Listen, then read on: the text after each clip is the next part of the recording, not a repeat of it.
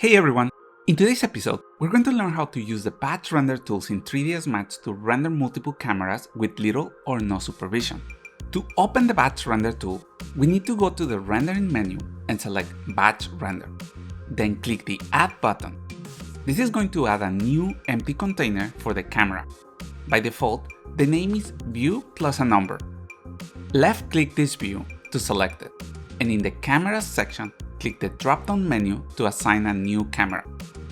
Then, I recommend to change the name of the view so it's the same as the camera. The next step is to select the frames to render and the resolution. If all the cameras have the same frame range and resolution, we can keep the default settings, and batch render is going to take this information from the render setup. But one of the advantages of batch render is the ability to select different resolutions of frames for our cameras. To do this, check the Override Preset button. This will allow you to select the frame to start and the frame to finish rendering, as well as to select the width and height of the rendering. After this, we need to select the output path and file format for the images. If you're saving a CSR image to use the standalone Corona image editor, 3ds Max is going to save all the render passes as CSR. This is a bug, and there is no way around it.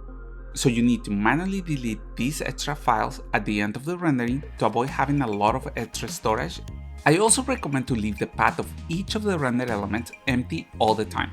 This way, the render elements will use the main output path selected in the batch render dialog or render setup. This is really important to avoid overwriting the file or even errors when rendering multiple cameras.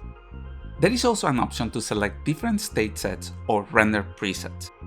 For additional cameras, we can add a new empty container or duplicate the selected camera, which I recommend if you're using the same settings. Before pressing the render button, we need to set up our progressive rendering limit. This is really important to avoid having only one camera rendering forever.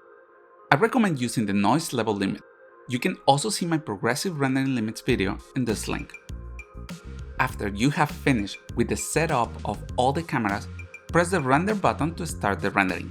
One disadvantage of this is that we can't render multiple match files, and if we have a crash, it is really difficult to backtrack the error. To solve this, we can use a render manager. This usually works for render farms, or we can even make it work for one computer like this example. I recommend using Backburner as a free and easy way to solve it. The Backburner configuration is really easy to do. If you want me to create a video about Backburner configuration, let me know in the comment section below.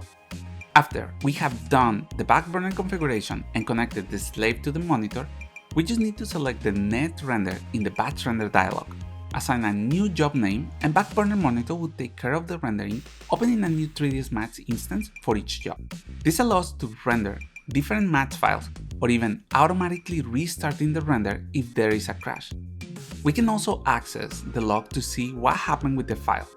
It is recommended to have one computer dedicated for Backburner monitor, but I never had any issues in the past with this approach. It is also possible to use Deadline with up to 2 computers for free, but the setup can be a bit more complicated than the one for Backburner. In the next video, we're going to take a look at batch camera render. This is a free 3ds Max script with many additional settings and controls that I also recommend using for more complex scenes. Hope you enjoyed the video. Don't forget to click the subscribe button. If you have any questions, let me know in the comment section below, and thank you for watching.